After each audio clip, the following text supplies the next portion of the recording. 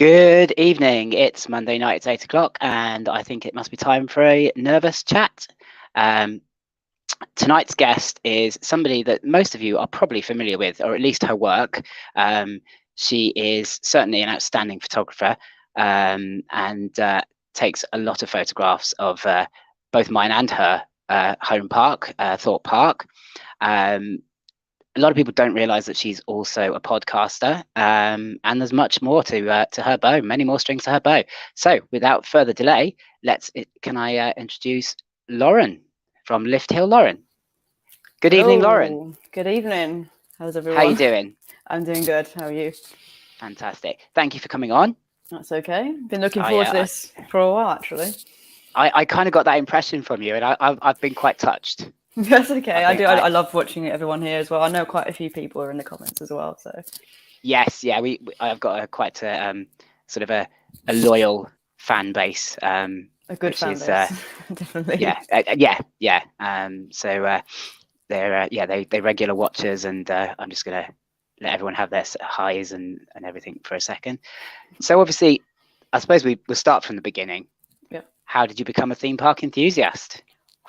You want the original story? So I've been into it since I was very, very young. So probably about 4 or 5, actually. So I used to go to Chessington a lot when I was a kid. And I used to remember going to Chessington, and I used to run to the Bubble Works. The Bubble Works was like my thing when I was a kid. And I think as I grew older, I used to get into that. And then I wanted to go on the bigger roller coasters the taller I got. And I think over the years, it just kind of grew and grew and grew. Got more excited, more invested. And that's where it all sort of really came from. So I've been here, there, everywhere since I was about 4 or 5. And I'm 21 now. So that's definitely where I'm at. Just my whole life at this point. Very young starting then, as opposed to myself that didn't start until I was, my first roller coaster was at 36, I think I was, when I did my first proper roller coaster, Nemesis Inferno. And so I'm a little bit behind you on this one. My first was Vampire, actually. That was when I go on that Vampire now, and I still remember how rough it was when I was a kid. It's actually, this season it's running quite rough. I don't know whether they've changed the backs of the seats a little bit as well or something, because I keep getting this jabbing sensation in my spine, when I'm on it at the moment. Bottom of the spine. Yeah. Bottom of the spine, yeah, which I don't remember having before. But certainly now this season it's become a little bit uncomfortable to ride. So I'm hoping. I'm interested to sort of see what they're going to do with it, either some sort of retracking, or I don't want to say bye-bye anytime soon, that's for sure. I can't imagine they'll ever get rid of Vampire. It's such an iconic part of Chessington that 100%. It'd be like taking Nemesis completely out of Alton Towers, wouldn't it? It would be outrage. It would be like, it's visitor suicide, isn't it? Let's face it. It is visitor suicide, 100%. So I can't foresee that, but you never know. Never know. So obviously the photography side of things. Yes. Have you trained as a photographer, or is this just a natural ability that you have? Because if it is, I mean, it's an amazing natural ability. I look at your stuff and just go, wow, it is fantastic. And I know other people do too. They tell, I appreciate that an awful lot. Your work was drawn to my attention by another photographer, actually, who spoke very highly of it. I obviously I'd seen your work and commented and liked it beforehand, and and they were like, oh yeah, it would be great to get Lauren on, to the show, which is, and I'm so glad now that I listened to them and approached you. But so was it just enthusiast photography, or? Well, that's kind of what it grew into. So I used to do, when I was a little bit younger, maybe like 12 or 13, I just used to take my camera when I used to go and walk. So I lived in a countryside place originally, and I used to take landscape photos. And it was tiny, honestly, like a tiny little digital camera. And then I think over time, I started to do portraits. I love taking pictures of people. That's like one of my biggest things, and that's what I do now. And then I think I sort of kind of got to this point. I was like, why don't I merge the enthusiast side of myself with photography. To be honest, at first I didn't even ever consider it because I didn't really know it was much of a thing until I kind of got on Instagram and I saw other people doing it, and I was like, well, maybe I'll give it a go. I think at the start it was a bit, I wasn't really sure what I was really doing, because it's obviously at the first you're like, well, what am I taking pictures of? So I'm like learning my camera and all those parts. But I think over time, when I really try to invest, not just when I go to theme parks, I'm just going on the rides, it's just getting angles of taking photos and learning new things as I go along, and especially from other people, which I really do admire as well. There's so many people's work that I follow. So that's kind of where they merged into, and I just mixed the two passions together. And then it's just been a good progression over time. I think my work's definitely improved from the shaky starts that it had of a lot of grainy, blurry images. So that's sort of where we've gotten to now. I think there's trying my best to try and learn new skills as I go along. So you say portrait photography is more your sort of your thing. You would never tell from the roller coaster photographs I've seen of yours. You wouldn't tell that wasn't your speciality, because I mean, obviously, for well, I've ordered one of your prints from Etsy the other day. The swarm print was I just thought, that's perfect, that's beautiful, I want that. Having Swarm having such a special place in my heart, as my gateway roller coaster, if you like, I was like, yeah, I've got to have that, and I'll find a good place for that. So it'll probably go in my little roller coaster corner that I have. I think that what I've learned from portraits and theme parks are a very different side of photography. Like one's, I like to do a lot of couples and just like headshots of people, and I'm very creative in those ideas. I think that's where a lot of my editing came from. So like, I think taking the photos, not the easy part, because it's not easy because you don't know your camera well, but it's like getting sure like the colors are right, the vibrance are right, like everything that you want to look right was in my portrait work. And I think I definitely carried that over then into my photography, and trying to get I think when you have a photo, you want to get a mood from it, is what I always say to people. If I'm taking a picture of something, it's like, what am I trying to get from this photo? Especially even with that's what from portraits, but when it comes to theme park stuff, it's the same thing. If I'm taking a picture of Saw the Ride, for example, I'm going to want it to look a bit gloomy, I want it to look a little bit darker, because that's just the theme of the ride. And it's the same with if I take a picture of the Swarm, I kind of want the same vibe with that. But if I work with Stealth, I want the colors and the red of the train to pop, and the sky to be vibrant. Like, it looks a lot better. So I think mixing those two skills together definitely was the way forward for me. Yeah, I mean, it's funny because when you say it, it's obvious, but it's not obvious to somebody like me who just literally gets their phone out and goes, oh yeah, I like the roller coaster on that part of the track, click, that'll do. Get it home. I don't edit photos because I don't know how to use editing software. I barely know how to edit a vlog, as some people will testify to, I'm sure. But yeah, I mean, that's just hearing you say that, it's obvious, but it's not obvious, and I totally see where you're coming from with, as you say, the mood, and the moods. Yeah, I think from my enthusiast point of view, like, I think theming for me is a massive part of rides. I think if some of America, for example, you look at it, they'll move something out of a car park and just put a roller coaster there, no theme, and it doesn't feel the same as a ride feels when someone's put a lot of thought behind it. There's a lot of creative ideas. So when you can get your work and your photos to match the theme of a ride or the idea of the ride, it is definitely one of the best things for me. And I think when I take a photo and it gets that and the editing looks really good, like I get so excited to post it and just for people to share it and see it, what it looks like. It's amazing. Yeah, I mean, I'm not surprised that people share your work at all, and as I say, I'm breaking over coals, I know, but it's just absolutely fantastic work. So obviously, as you say, you've got the photography element. You started on Instagram. You've got your photography account, which obviously has a ridiculously high number of followers, and rightly so. But you didn't do like a lot of other people have done, which is progress into vlogging. Yes. So were you ever tempted to become a vlogger, or just did it not never just appeal to you at all? It's something I've actually been considering recently. So it was something for a while. Like I wasn't too sure how to go about it and how to sort of, with photography, it's something I was familiar with. So it was like not something I've done before. And I've obviously watched a lot of people in the comments that I tend to watch as well. So I wanted to get a sort of an idea, how to do it right, rather than just sort of doing it. I think maybe sometimes just doing it is the best way to learn it. But I think, even especially the podcast that, it's been a bit dead at the moment. It's got some episodes coming. But it's like I've never done before. So sometimes it's just a trial and error. I try it.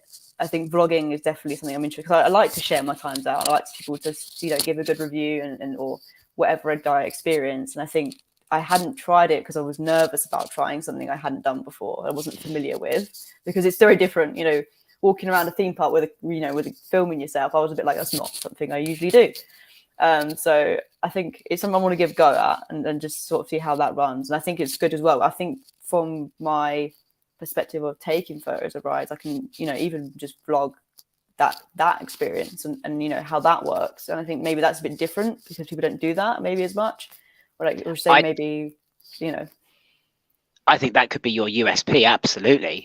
Because obviously, I vlog about predominantly my anxiety and conquering new rides and my family days out, as a lot of other people sort of do, and we all try and have our sort of unique angle or slightly unique. I don't know, and I'm sure people out there would correct me if I'm wrong, that I've ever seen anybody that vlogs about photographing rides. So I mean, that could be a very unique selling point, and definitely. I would certainly watch that. Because I think that would be absolutely fascinating to watch, and I'm sure a lot of the people watching today and who will watch the video later would probably say, "Go ahead, do it," and they would love to see it because it is something very different. Yeah, I've got a lot of questions regards to people ask, how do you get into it? Like, where's the starting point? Where's what should I be doing with my camera? What should I be looking for when I'm out and about at theme parks? I think having a vlog page of something I know about, and I can share people maybe these angles, or consider these angles, or consider these types of cameras. It might be really helpful to some people, because I can see lots of people are interested, and I think people just want a bit more maybe support or help or someone they can go to. So maybe it's probably a good idea for me to do something like that. Yeah, I mean, certainly I would be in touch with you about that, because as I say, my photography is shocking. I get very, very rarely I get a half decent shot. Obviously I'm only using my phone, but I mean, phones these days, the cameras on phones are probably as good as some expensive digital cameras. It's just about obviously how you use them, and that's where I fall down. I literally open up the camera app and go, yeah, that'll do, and that's as far as I get, and sometimes it's a half decent shot and sometimes it's not. So to have somebody who is sharing that information, I think that would be absolutely amazing. And I'm sure there's lots of people out there who would absolutely love to have that mentorship, I suppose. They could watch your vlogs and then obviously message you to get if they've got questions. I think you'd be onto a real winner with that. I think that definitely considering it 100%. Because I do get a lot of questions now. People happy. I always say to people, my messages are always open. Always welcome to talk to me. I'm always trying to reply when I can. And I get people asking me about, it could be all sorts. What settings do you use, or what camera do you use, or how do you find these places, or what you're trying to mood you're trying to get from photos. And I think having a page or a vlog page where I can show people that would be a really generally good idea. Yeah, no, I totally agree. And obviously, if you've got, I don't want to say ask me questions about vlogging, because I'm still very much in the infancy, but there are some guys who would be more than happy to help with the vlogging side of it, to get you set up with that. So and that's the great thing about this community, isn't it? We can all ask each other questions and get those hints and tips and share information, which is absolutely fantastic. So I think that's a great idea, and I definitely think you should go ahead with that. Definitely. Obviously, when we were talking about the vlogging there, you kind of mentioned the bit that I was going to go on to next, which is your podcast. Yes. And in some ways, you've shut me down a little bit, because I was about to go after the vlogging question, I was about to go, but obviously you podcast. Is that something that you thought, I'll do that rather than vlogging? And now obviously you've expressed an interest in vlogging as well, which is fantastic. But obviously the podcast is not something. I mean, I'm not really much of a podcaster person. In fact, I can be absolutely honest, hand on my heart, and say yours is the only podcast I have ever listened to in my life. Thank you. And I can hand on my heart say that. And I listened to every single episode back to back one night. Once I'd become aware of the podcast side of your account, and I was captivated. Loved what you were talking about. It was technical without being confusing. It was raw, I thought, because obviously, you weren't afraid to say things like, oh, that's not quite what I meant to say, or, oh, I can't pronounce that German name, so I'm not even going to try. And I loved it. I absolutely loved it, as I know other people have done. So how did the podcast come about? What made you go, actually, I'm going to do a podcast? Yeah, so I actually listened to quite a few podcasts. It's not theme park related, just other things in just general way. It could be comedians or anything that's something political, maybe, whatever I've taken interest into. And I kind of just thought to myself one day, I was like, I'm not really, there is people out there who do them, but there's not really one that's really like stood out to me. And I kind of think, with what I had with my photography and stuff, I wanted to create something. I was like, maybe people might want to listen to. And I did have the option of, editing, as you said, like I had the option of editing these little blips out that I had in them, or like just to be like, oh, and make it sound more perfect. But I think what was good about it is that it's so raw. There's just there's funny moments. There's things like, oh, I say something wrong and it's a laugh. It's a good energy, and it represents. I think for me, it represents the community. I feel like everybody likes, everyone's a bit laid back, and I didn't want it to be, full on serious all the time. So that's kind of the podcasting was just because I had an interest in them anyway, and I thought I'll just give it a go. It had it's a bit of a break at the moment just because I have other stuff going on, but there are episodes coming. So if anyone's in the comment section, they're on here. There's a few episodes I've got coming at the moment, but I wanted to also do with it a split between factual and a split between opinion. And I think, well, we all know here we're very opinionated people. With regards surely to not. We're probably one of those opinionated communities, I'd like to say. We all don't agree when things seem things sometimes, but that's what it is.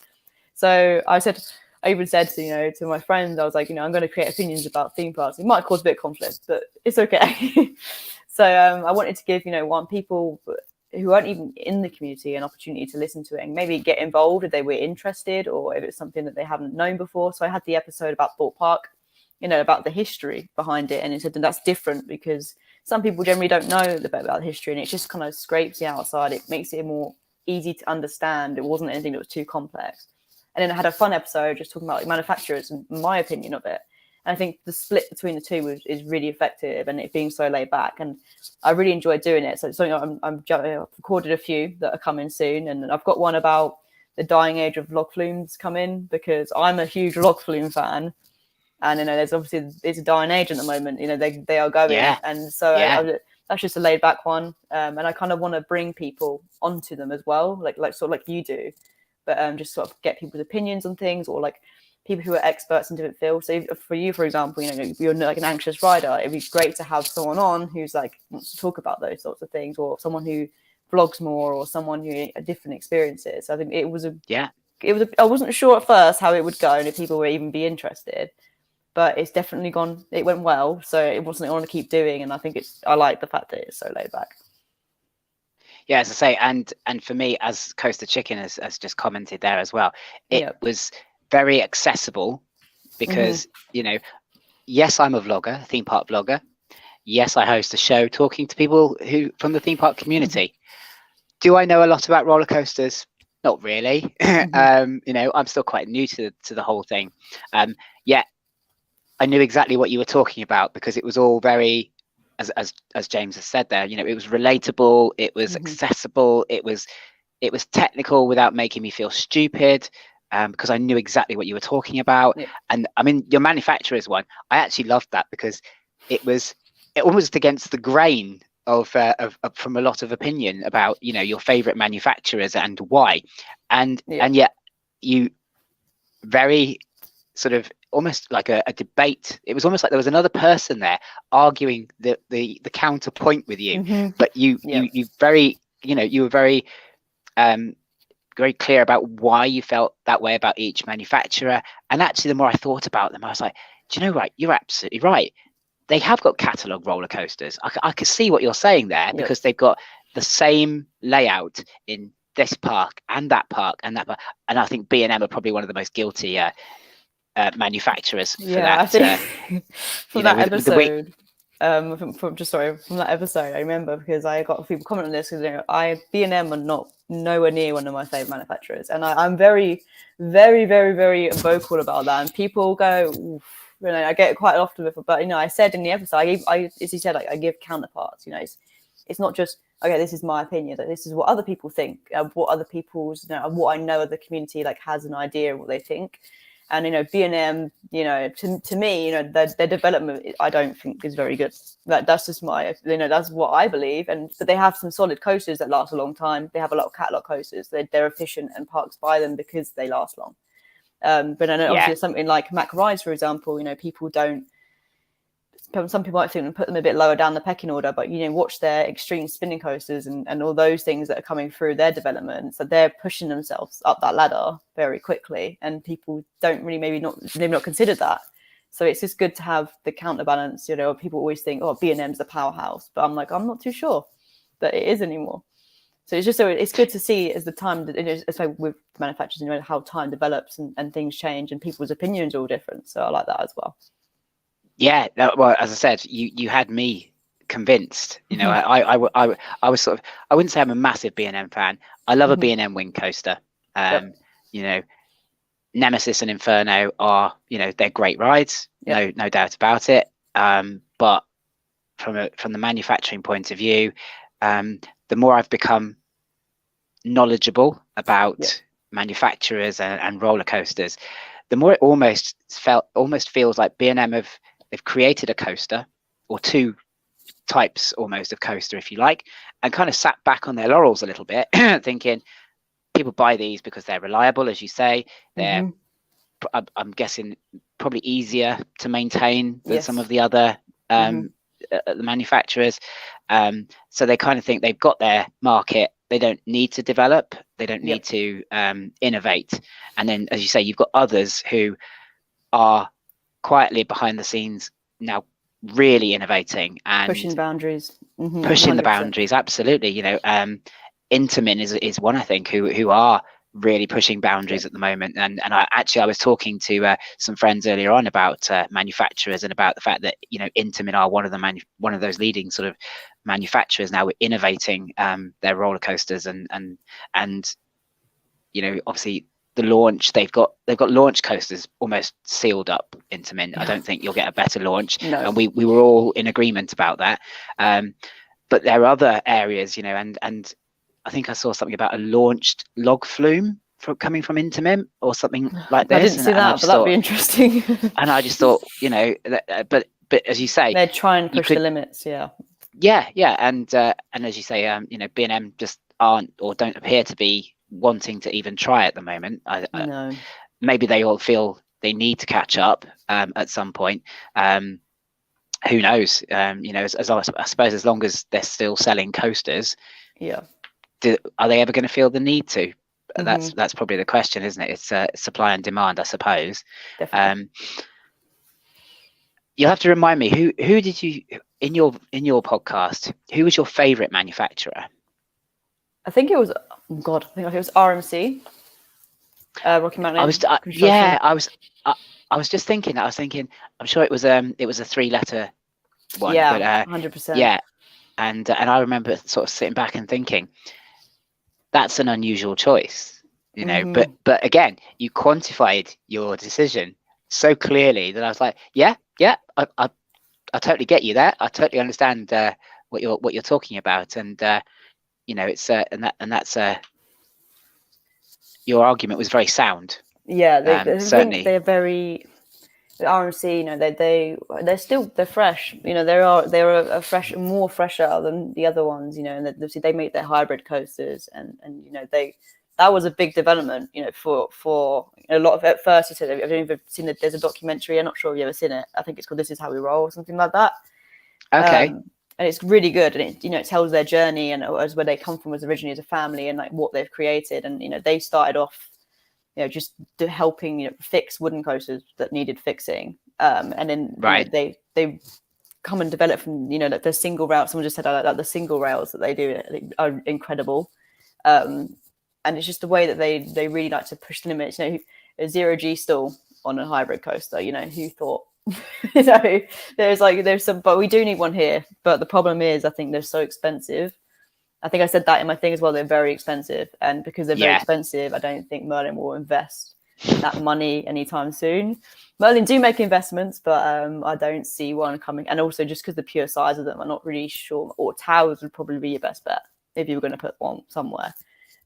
Because everyone wanted one at Thorpe Park, didn't they? Everyone was there was a teaser in trailers as well. I remember seeing there was a little joke and I said RMC. I can't remember what year it was now, 2022 or something, and everyone just saw that. But you know, it's exciting to me as well. I like seeing smaller manufacturers push their way up, you know, and challenging the big guns, as you might say.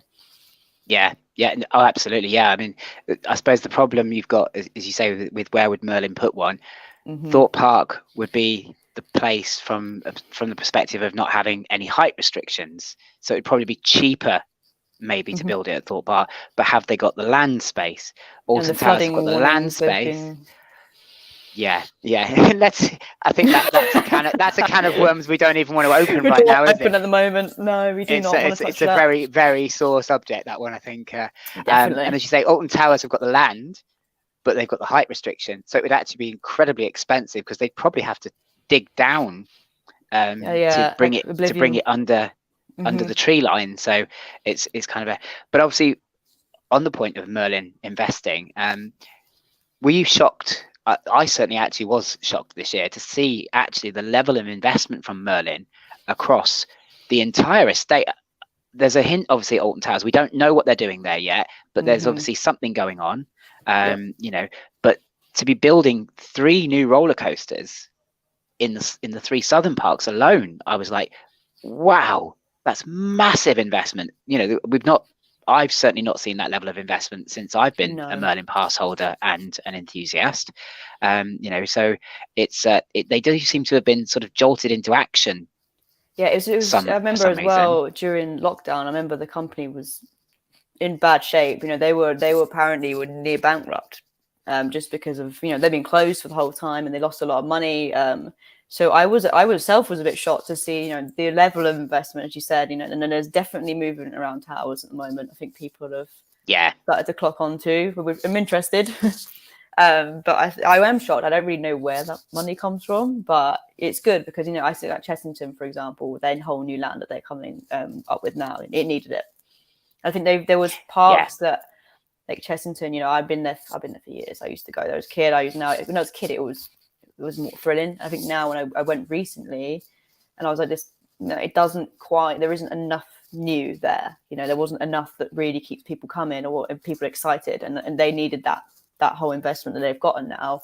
And I think that's going to make a huge difference to them. And you know, so about Legoland having some new stuff, and I think that will be also a big investment. So I think Merlin have put in their money in the right direction. Obviously, Thorpe Park, we don't know where that's going at the moment because obviously that plan's been a bit. The thing is, I won't lie, I was actually a bit disappointed when I saw what coaster they planned to put in there.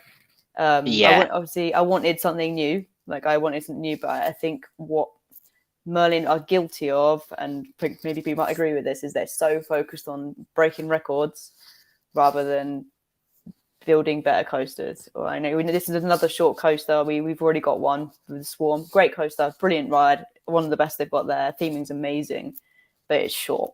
And then they're going to put another one with a height limit, which was just short again. And it's, you know, I felt for me, I would wanted something that was a bit longer, that maybe there was other models out there who were similar, but having a bit more customization rather than just going for like the UK's tallest roller coaster, if that makes sense.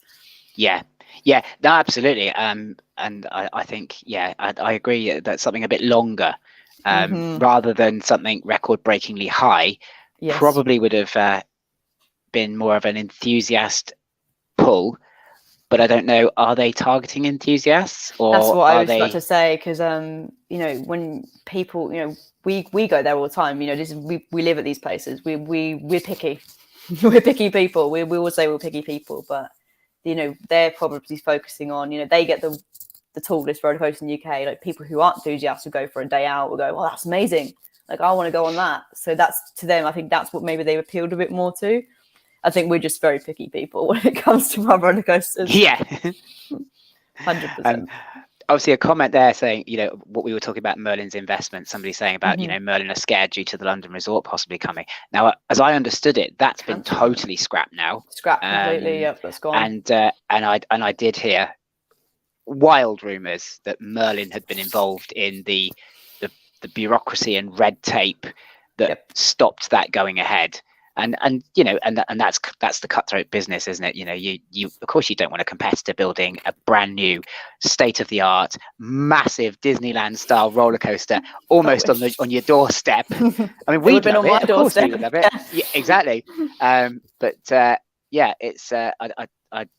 and I think that may have scared them a little bit, but I think they already had that under control. I think what they have done is probably taken stock of their estate and thought, do you know what, this is an aging estate, and certainly attendance figures this year, I would suspect are down across the estate. I've not seen a busy day really at any of the parks, and I've been popping around most of them during the summer holidays, and Saturdays you used to you go to Alton Towers on a Saturday in July, you couldn't move. Driving. Nope. I went there on the 30th of July, and I think the longest I waited for a ride was maybe 30 minutes. And and it was just absolutely crazy. I think Fright Night last year was like, I was there near enough on around actual Halloween, and it it wasn't that busy. I wasn't as I'm not even going to get into that because that massively disappointed me last year. But yeah, I've got hopes this year. I didn't do the scare mazes last year because I'm not great at scare mazes. However, this year my plan is the next step of braving things is I'm going to do them all. Yes, literally. They're one of the things you've got to. And I think, and I was talking about, I'm a big horror. Like, I love horror movies. Saw's my favorite series in movies. Obviously, the ride, I love the ride, absolutely to bits.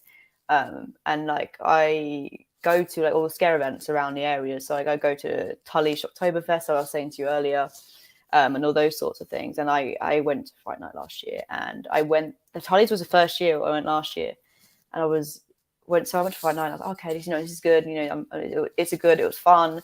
I went to Tully's, and I was like, Jesus, this was so much better than what Fright Night. And it's sad to me because I used to go to Fright Night. I've been there since I was 12. I used to go. I went on Asylum, was my first ever. I was last year Asylum, so that was a very intense experience for a 12-year-old. But I think I used to pay 30 quid, and I used to get the 6 horror mazes, Cabin in the Woods, Bloody Valentine, all those ones, the classics. And now I'm spending £40, and I'm spending another 40 quid on top of that to go on something once that's meh. Maybe I'll get a good run, maybe I won't. The light show last year, I will admit, was atrocious. It was, I get what they're trying to do, but they're not slightly doing it in the right way. And I think if they take tips off other people, I think this year could be better. And I really hope that they take sort of the ideas that they've gotten from other people and really put that into it, because Fright Night is my favorite time of year. I love being there. Yeah, I spend a lot of my time there. I think they could certainly do a lot worse than talking to whoever it is that organises Halloween at Chessington. I haven't been there actually. I've never been there. Oh, Halloween at Chessington is just amazing. As a family park, they've managed to somehow encompass the different levels of scare, and link it all together with a central theme. Last year it was the witches. So they had these witches that conjured up this scare sort of scenario across the park. And what it did is it brought out scare experiences, if you like, in different areas of the park that were related to that area of the park. And you had obviously you had Creepy Cave's Resurgence, which is award-winning anyway. I heard so. I think I'm trying to do it this year. Is it there this year? I don't know. I've not heard a lot come out of Chessington yet. I haven't yet either. Alton Towers and Thorpe obviously have been the two main ones to start announcing their scare attractions, mazes, etc. I've not heard of Chessington. I've got a friend who works at Chessington who doesn't seem to be any more knowledgeable about it than the general public at the moment. So I think they're keeping their cards close to their chest. But certainly last year was absolutely brilliant the way they'd linked it all together, and it started off at about 11 o'clock. You went into that central area, where the carousel is. Yes. And they got a stage there with a big cauldron, and these witches came and they conjured a spell and did a show. And then that's when all the scare actors then appeared in all the relevant sections of the park. And they had this lovely walkthrough called Vile Villages, which was all about vampire hunters and then vampires. And it was right next to that bit, where the fake beach used to be. Yes, I know where that is. It was that walkthrough there, just before they closed it down to build Jumanji Land. It was done in that section, and it was brilliant, absolutely brilliant. So if they match that this year, I mean, they have matched it in my opinion every year, then they're going to they're going to absolutely wipe the floor again. What I'm hoping is that Fright Nights has upped this year, because as you say, I was there last year. I liked the scarecrows. I didn't think it was particularly scary. No. I got interrogated by the swarm survivors thing. Didn't think that was particularly great. No. I didn't do the mazes, admittedly. I like the Amity High. That was honestly the highlight. I think they were good. I think because it gives more variety. It's a bit different, and it's good. They're really good interacting with people when you're there. Like as soon as you walk into the area with stealth is, they're straight on you. They're there to talk to you. Yeah. They're like the dance show is brilliant. So I think that's probably the highlight of it for me at the moment.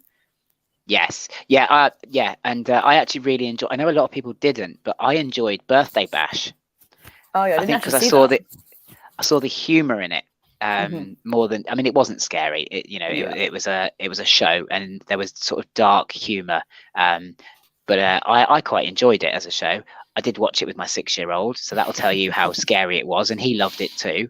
But yeah, it was actually quite a good show. It was well acted and performed, so that for me worked quite well. Coaster Chickens just obviously put up there that apparently all of Chessington's Halloween stuff is on their website already now, which is fantastic. So I'm gonna have a look at that. And he's also telling me that Creepy Caves is in its final year this year. Oh God! I don't know what they're going to do without Creepy Caves. It's been their main horror attraction, I suppose, for quite a few years. But I've no doubt they've got something planned, and they usually don't fail to impress and entertain. So I'm quietly confident that if they're getting rid of Creepy Caves, they've got something better planned. Hopefully. I'd hate to see them lose the ground that they've made. As I say, because their theming at Halloween is always totally on it. It's very on point, and I've always loved it. As I said, last year was the first year I did Fright Nights, and I was a bit disappointed. I didn't stay for the evening, the dark part. We were only there for the daytime, but I was still a bit disappointed with what I was seeing, and it didn't make me want to stay. It made me go. I felt that. Okay, well, I've seen the crows of Morecambe Meadow. I've been interrogated by the swarm survivors. I've had a laugh and a dance with the Amity High. I'm not going to do scare mazes, so I'm going to go. And we did. We left at about 5 o'clock, just as obviously because by that point as well the park had become heaving, because we actually were there on the 31st of October as well, because it was a Sunday last year, and the park was heaving by about 4 o'clock in the afternoon. It was absolutely heaving. So we were like, yeah, I thought they were going to do that year, because it was the anniversary. I thought there was hints towards the trailers had hints towards older mazes, and I thought, do you know what they should have just done, and it would have been amazing, just bring back even a version or a similar version of the ones that were classic, because people would have gone mental. They had such a good opportunity to do that, and they just wasted it. And like, trailers was okay, like, but I wasn't, it's there this year, and I was kind of like, it was all right, but like there was, they had the opportunity to like really bring someone's back that people loved, even if it was like a different version of it, like, because you're not going to beat, you're not going to beat the Big Top in how it like used to be, or Asylum, you're not going to beat those. But if you had something that was on that line, or the second version of it, or something that was good, people would have absolutely taken the opportunity to like go and do those things. But instead it was just kind of, I wasn't very thrilled. I go there all the time, and I think it's different because of COVID. Obviously, money was lost. I think the money thing, that's why it's slightly different. But they could have had made it a lot better. Yeah, because obviously the mazes used to be included in the entry, and now they aren't, obviously. And I know that's people thought that once COVID was done, if you could say it's done, it would go back, and it hasn't done. Whether it represents value for money or not will remain to be seen this year. Last year, I don't think it did, but this year, it looks kind of promising. I'm intrigued, and I'm going to pay my money and go and do the 100%. Mazes, and I'll give my opinion. But it's if we're going to pay for a bit extra, you expect a bit extra, I think. But we'll see. Obviously, what happens. But obviously, you and I both love Thorpe Park, and we're praying that they pull it out the bag this year and actually sort it and get back to where they were with Fright Nights, because they used to be, leaders. I know that, and obviously, and that's reinforced by listening to your podcast about the history of Thorpe Park. Of course, it just confirmed that even more. So. Let's hope that our home park can really pull it out the bag and just sweep the others aside, and do what they do best. I do want to obviously talk about something else, I suppose, completely off subject in a way. Something that you made me aware of that I had, obviously, I would have no idea. It's not something that you post on your Instagram all the time, which is that you have.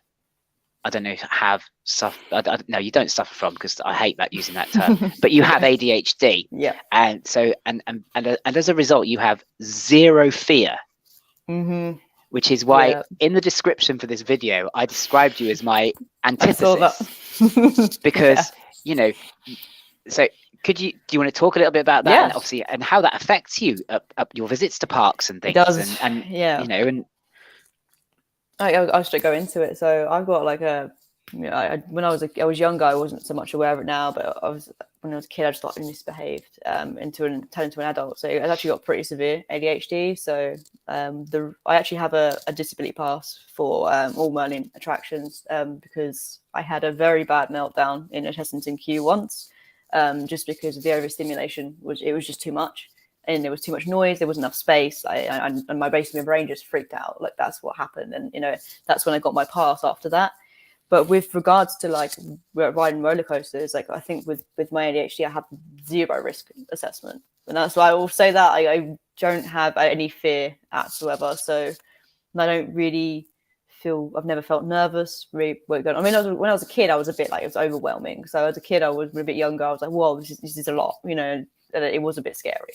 But when if I go on a new roller coaster, or I go somewhere, I've been to Europe a few times, like Ventura, I've been to Holiday Park in Germany, and I've tried some roller coasters there that are a lot bigger than what we've got here. And I just kind of got on them, and I'm like, yeah, let's do it. There's no like second guessing with my brain. It's just like, let's just do it. I like the adrenaline, and I don't really get that nervous feeling. And I'd say it's different for the people, because like yourself, some people who are just very, very anxious. And I've had friends who I take to theme parks who are like that, and I'm just kind of like, come on, we'll do it, it's fine, just get on it, it's fine. Yeah, as I say, I think I said to you the other day when we were chatting, I said to you, I literally am your polar opposite, because I see fears where they possibly don't exist, or I create them. That's part of my anxiety, and I find it fascinating, the two different ways our brains work, is that definitely. You just look at a roller coaster and go, yeah, that looks great. Boom, off you go. Yeah, I look at a roller coaster and I go, right, Now let's see, that goes upside down that many times, so it's got that many potential times that it could leave the track, or whatever, and that's how my brain starts to see all these dangers, and we project these fears, and they become, I think a lot of people do it, but they overcome them quite easily, whereas people like myself and obviously Coaster Chicken James, when those fears manifest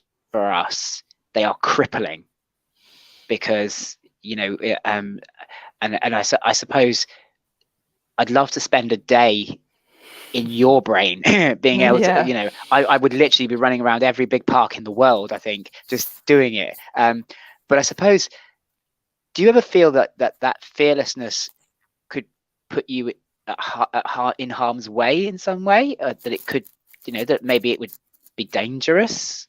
I think it has, and not so much theme park aspects of my life, but in regards to just other things in my life. Like I've jumped off, I've done cliff diving with friends sometimes. I don't even there's I didn't check the depth of the water. I don't much let's just do it. And that's something some people will just be like, oh, well, whoa, let's check this before we do it. And my brain just does not do that. Like my brain's just like, we're going to do it. It's fun. Let's do it. And so that has put me in, I've done things like I jumped off Brighton Pier once as well. That was pretty interesting. And that's quite high up. It's high up. It's very, very high. Lucky the tide was in. But I think it has put me in certain risky situations. And it also this is just people as well. Even risk assessment with people is not great. I'm, with regards to my personality, if I see someone who's in need or there's a conflict, I want to help, and I can put myself in harm's way of other people that might be a lot bigger than me. For example, if a guy was 6'5", whatever it was, and my brain just does not register that this person could be a risk to me, and I'm just there's me running my mouth off, being what were you doing? And I could put myself at risk. So from that perspective, that it can cause me general positions that I might not be safe in. So I think that's why I have people around me who kind of reining me in to stop me from doing stupid things. So that's what come with it. They honestly just hold on to me sometimes. Don't do that. See, I have the opposite. I have people around me who push me to do stupid things, because I have to have that. But yeah, I was just really intrigued by that. A life without fear, to me, sounds like a dream, because anxiety controls so many aspects of my life, as it does all people who suffer with anxiety. And I wouldn't even say my anxiety is particularly bad. I've seen some very extreme cases, so to come across somebody who doesn't at all experience that fear is as I say, for me, to have a day in your shoes would be the best holiday I've ever had, I think. But obviously James has just raised a very interesting point. Do you find that detracts somehow from the roller coasters, that you don't enjoy them as much because there's no element of fear? Because fear is a big, serotonin is and adrenaline, which is generally released because of fear, are two big factors in why we enjoy roller coasters. But obviously, if you don't feel that fear, I'm just interested to. I think it more causes I get bored very easily. So some of the roller coasters I go on, I'm just Nemesis Inferno, perfect example. I don't want to go on that roller coaster. Every time I go to Thorpe Park, I just avoid it, because I just I go on it and I just don't. I literally feel nothing, but it's something that I said I like bigger and better, because the more exciting, the more thrilling, the more it's just those sorts of feelings. And I think my brain works is in fear is excitement to me, that's what it should be. My brain's let's do it, it's exciting. So I think it does take away things, definitely. It does take away that aspect. And and I kind of feel sometimes sometimes I've gone home, maybe at a theme park, and I just don't feel it.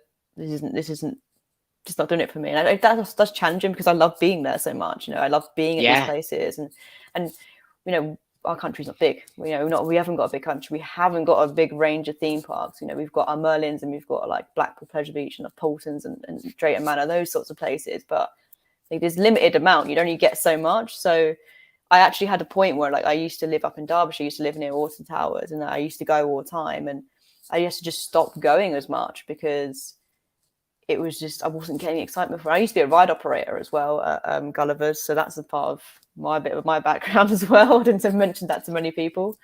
So like, yeah, it does affect the experience sometimes, especially, and it also depends on the day, because sometimes like can be a day my ADHD is a lot worse, or like it's a lot easier. So I have to, like, also when I go to a theme park, I have to do things a certain way. If I don't do something a certain way, I get very stressed. So that's like something I have to like take into my mind as well when I do those sorts of things.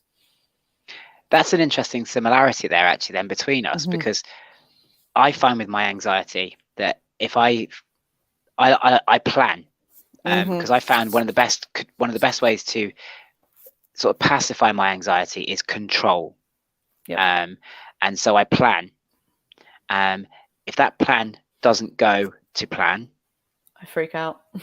I can totally spiral out of control.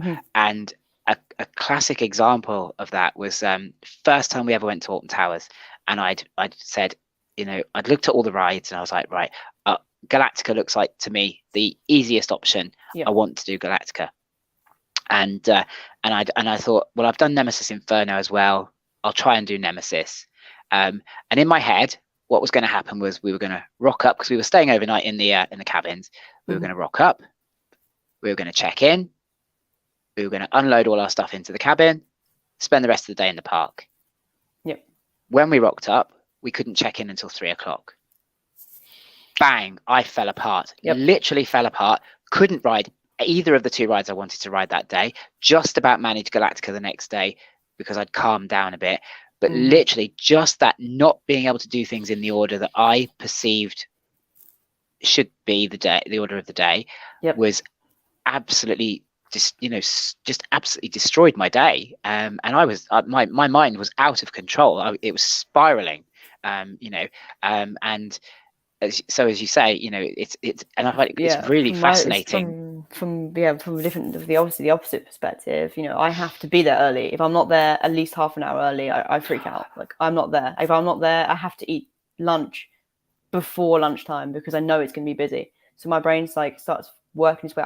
If I go to Thorpe Park, I have to go to Saw first. Like, that's the rule. Like, there is no way around it. Saw is my first where I go to. Saw, Colossus, like, then it's decide where we go from there.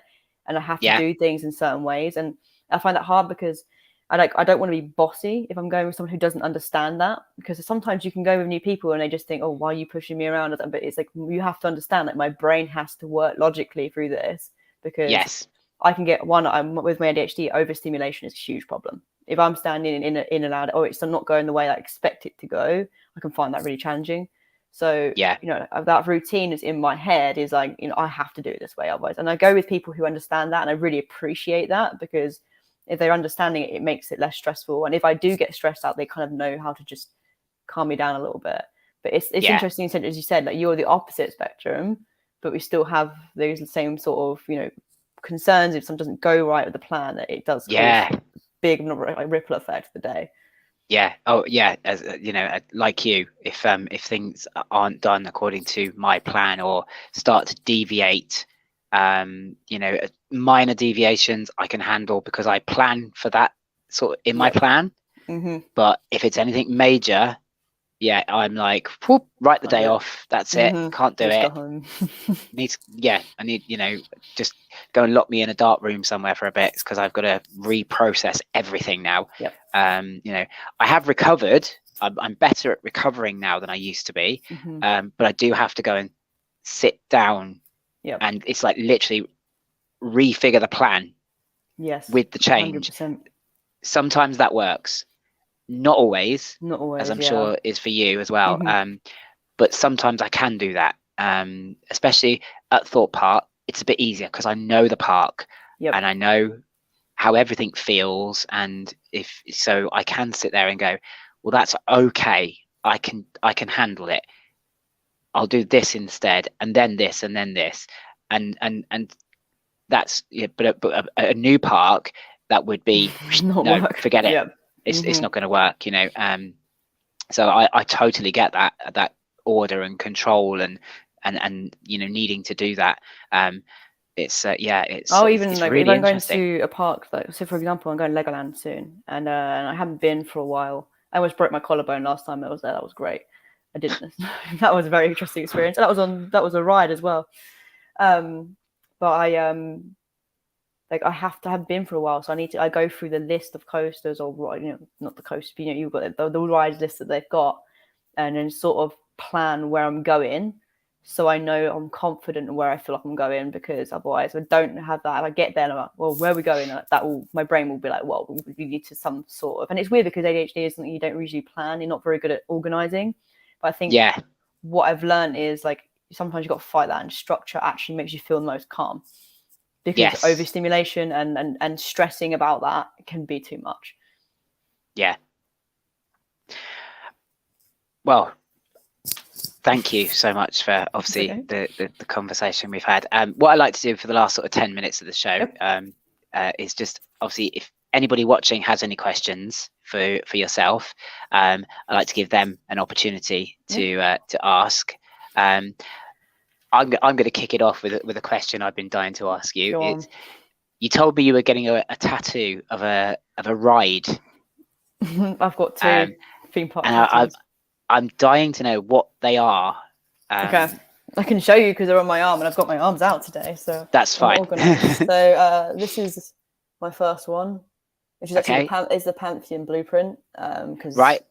And then I've got my Bubbleworks tattoo in the back of my arm here. So that was the reason I got my Bubbleworks tattoo, is because that's where it started. As a kid, I used to like run there. I used to like, as soon as I got through those gates, I was gone. I was absolutely gone. I went straight to Bubbleworks, and that ride has been the absolute world to everything. I've got a huge collection of stuff from it as well. So I miss it greatly. Anytime I go on the Gruffalo, I feel like I want to cry, but because the Gruffalo doesn't do it for me. I'm like, it's rubbish. It's rubbish. Yeah. So it's not the same as. And I always remember the Bubbleworks as well. Just before you go up the ramp, there used to be like one of those characters that used to be like, "Shh," they go, "Please be quiet." And I always used to remember that in my head every time I go around. So that was something. First question here from obviously Coaster Chicken. Your favorite Star Wars character? Okay, so I've got, I can't show you this one because it's on my leg, but I've got Jyn Erso portrait on my leg. I'm more than welcome to show it at some point somewhere else because it's a £600 piece, so it's very expensive. So it's, I'm a huge Star Wars fan, so that was like my biggest. Rogue One, out of the newest ones, was my favourite. I do like the classics. I'm hopefully going to finish it eventually, to the back and front of my leg as well. And if you said what's your favourite ride to pictures of, Saw. Lots of people say Swarm because Swarm is obviously, I feel like Swarm's obviously got the better angles. I'd say better angles. But I feel like every time I take pictures of Saw, one of my favourite rides, I really like to get, as I said, the theme into the picture. And I always get like a really good shot. So some of my best shots are definitely from Saw, like 100%. And obviously I did the behind the scenes tour of that as well, which was phenomenal. Which if you get the opportunity to like do it, it was incredible, and you get to see a lot more than you see at the front end. It looked amazing, and I didn't know until I'd seen I think your photograph, and there was another person's as well. I didn't even realize there was a dead body lying on that floor, and it's that squirts you in the face. Yep, as and you it gets come soaked. It's horrible, and it's sticky. Have you ever noticed it's sticky? It's warm, and you get drenched. Like you come off it and it's soaked. So but I had no idea it was there until I saw those photographs, and I was like, do you know what? I wish I'd now actually gone and done that, because I considered it, thought about it, and was like, not sure. Saw's not my favorite ride. It's a lot of money, and I actually now regret it and wish I had done it, because having seen some of the photographs, I think it was absolutely amazing. So Coaster Tog is asking, are you team DSLR or mirrorless? Team mirrorless all the way. So I used to have a DSLR camera when I started. I had a 2000 Canon, which was, they're good. They're very chunky. They're good for what they do, but I feel, from my perspective, and especially my portrait work, is so much better with the mirrorless as well. I feel like they, you definitely the developments, the money is going invested into the mirrorless cameras. Like, you know, DSLRs, they're dying out. They're good for starting. If you were interested, anyone here is interested in getting into theme park photography, I would definitely start on a DSLR camera because it's really good. They're easier to use, I'd say. And it's good to, you know, get into, but the mirrorless you're a good investment. It's 100%. I won't even pretend I know what you're talking about. You're talking cameras, so I guess coming from Coast to Tog, that's probably what that was. I love Coast to Tog's work as well. Absolutely love it. Yeah, and equally he loves yours, which is nice. When I think it's nice that photographers can appreciate other photographers' work. You know, it's one of those things. It's either with photographers you appreciate whose work, or people compare and criticize, and I don't like that. I'd like to take inspiration. So Coast to Tog is probably my favorite photographer, and in the theme park enthusiast community, and the work is amazing. The editing, the work, the photos are beautiful. So I feel you can learn a lot from other people, and that's what I like about it. 100%. Fantastic. Dale's asking you his the same question he asks every guest. Favorite movie? I like the classic films. So my favorite film is Westworld, which is a 70s movie. If you've never seen it, I don't know if everyone's seen it. Probably not many people have, but I like the classic movies. I like anything that's sort of. Tremors is a good film. People don't really like as much. Love Tremors. I remember Tremors. Yes. Love Tremors. Jaws is always. You know, Jaws is a classic as well, but I like classic films because I'm a very big person on props. CGI now I feel is a bit of a cop out. I like the classic props, so those are my definitely favorite films. One of my favorite films. I'm not a horror film fan, but actually I have to say that one of my favorite films was the original Poltergeist. Yes, brilliant. To have created what they created in that film with what they had available at that time it's just brilliant, I think, and I love that film. I say I'm not a horror fan, but for some reason that has always really taken me, that Poltergeist film. Brilliant films. And as you say, brilliant films. Is Pantheon as good as it looks? So this is what's funny. I actually had the tattoo, but I've never been on it, so I couldn't tell you. Love it.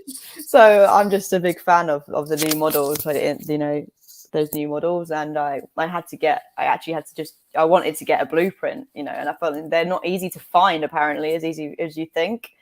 So it's on my list, it's on my bucket list, and I'm hopefully going to America either next year at some point, and going to travel around and go to a few places, but I could not tell you that answer, and so I have the tattoo, and I've never been put on it.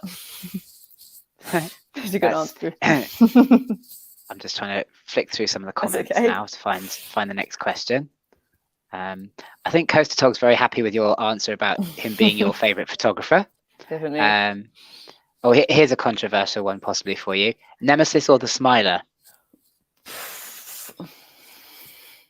I don't think Nemesis is as good as people think it is. Yes. So I've been on Nemesis because I used to live up there, so I used to go there like 3 or 4 days a week sometime, and the most impressive thing about Nemesis to me is the helix, and when you go, the G-force of that helix is amazing. Yeah, best part of the ride in my opinion. But I think Smiler, come on, it's the world's first 14 loop in. It's got so much elements to it, so much depth to it, and I think it's a shiner at that park. That park is that ride's the best part of the two, and people don't also agree with me sometimes, but I think people hype Nemesis up way too much than what it actually is. So there's not even a close comparison to me, not on that one. I agree. I totally agree with you on that one. I actually found I thought Nemesis was a bit disappointing when I did it the first time. It's a good classic. It's a great classic. 100%, but from what we've got now, and no, nowhere near. Obviously, a very simple question here. Where are you from? Yeah, so I'm from Canterbury in Kent. If not many people know Canterbury, but I still live here now. So I'm Thorpe Park distance, about an hour out, and hopefully around Chessington area. I've lived here most of my life, but I lived up in Derbyshire for 2 years as well, and that's when I worked at Gulliver's, which was an experience.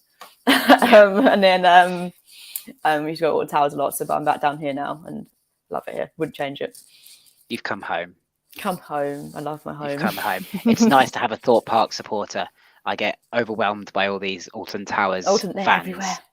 They are everywhere, and they dominate wherever they go. They do. So it's nice to have a bit of backup. So it's really appreciated.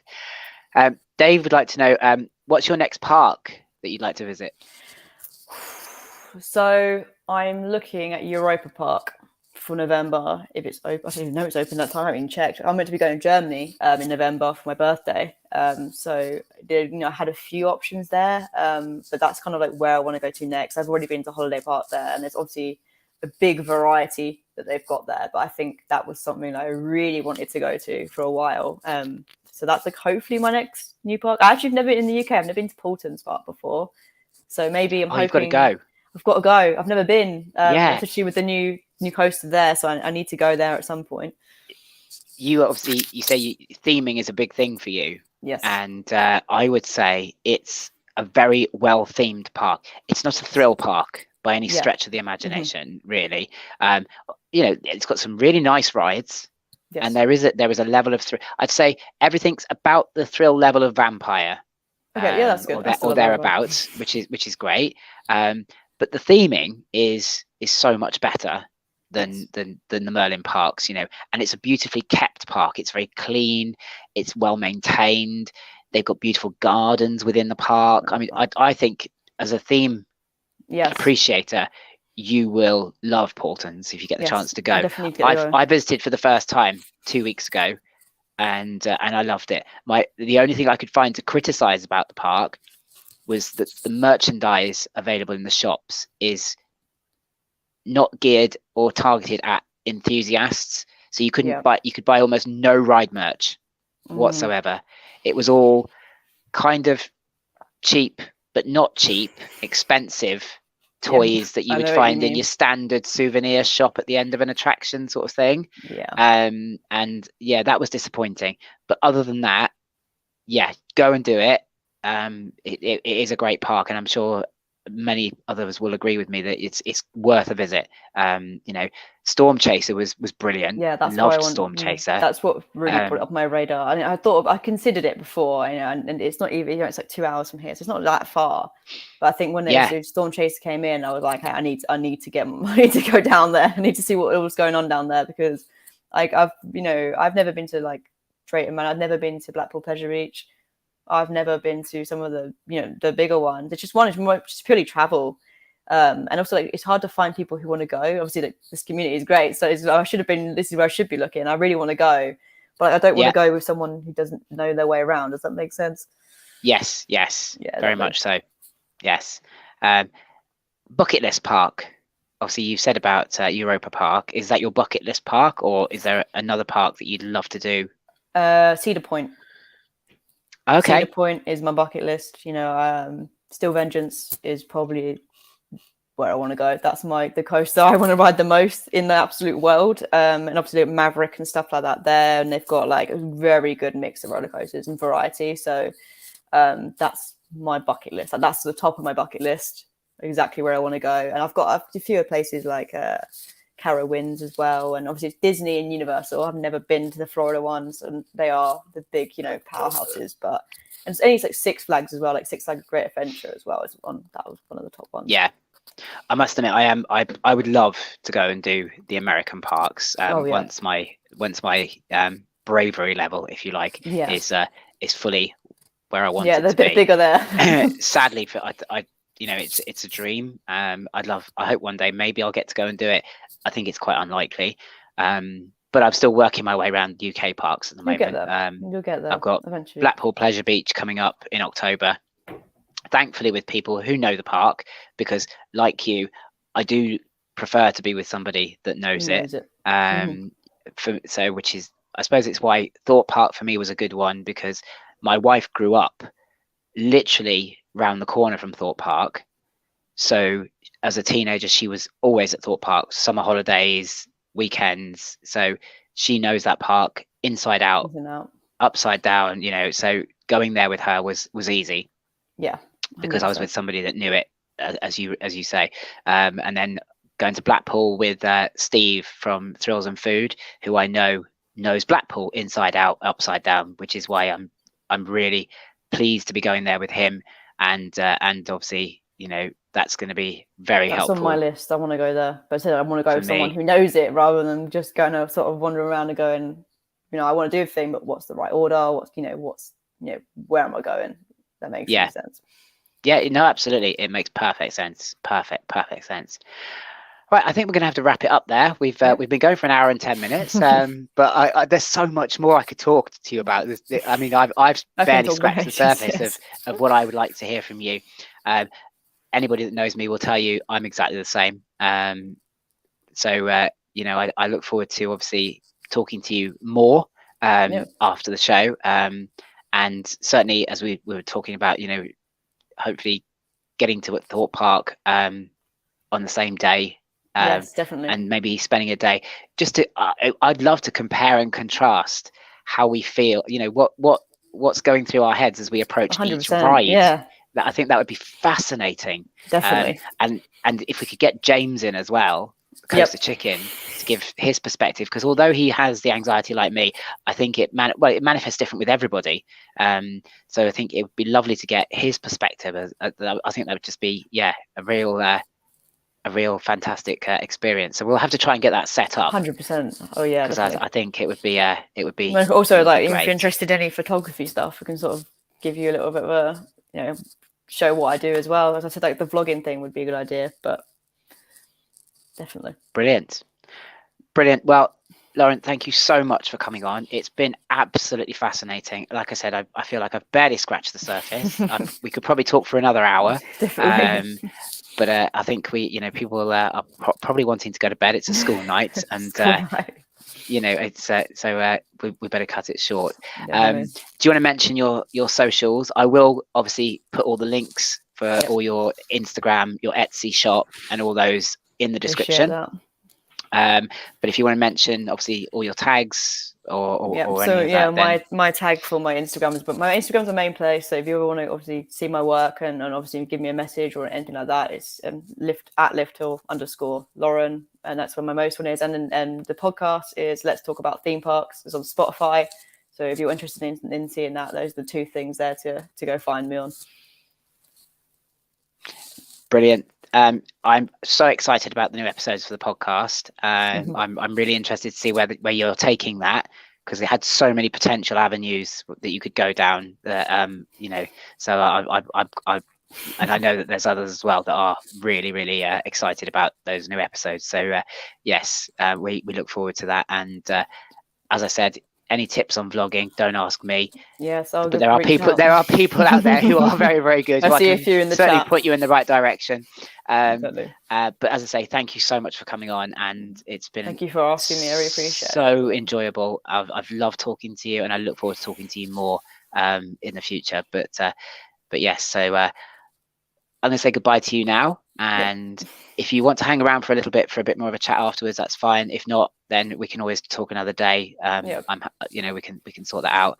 And I'll just wrap everything up here. So thank you very much, and I'll see you soon. See you later.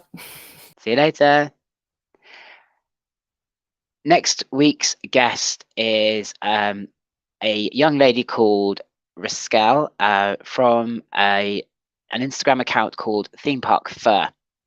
I first came across her when we started talking about whether you ever truly get over ride anxiety, or whether you just learn to manage it better. So I was very keen to obviously get her on the show to talk about that, and possibly debate it, and obviously get other people's points of view as well as obviously all the other things that she does. A fascinating person. I'm very excited to bring her on, and that's next week. It won't be on the Monday for obvious reasons, out of respect. I will be doing the show on Tuesday next week at 8 p.m. So please tune in for that. Thank you everybody for watching. I hope you've enjoyed tonight's show as much as I have. It's been truly fascinating, and I've loved talking to Lauren, as I'm sure you've loved listening to her. And for those of you that are watching the recording afterwards, thank you for tuning in. If you're not subscribed, please subscribe to the channel, and please watch future episodes, because hopefully they'll all be as good and better as it goes on. So for now, it's goodbye from me, the Anxious Rider, and I'll see you all again very soon. Take care.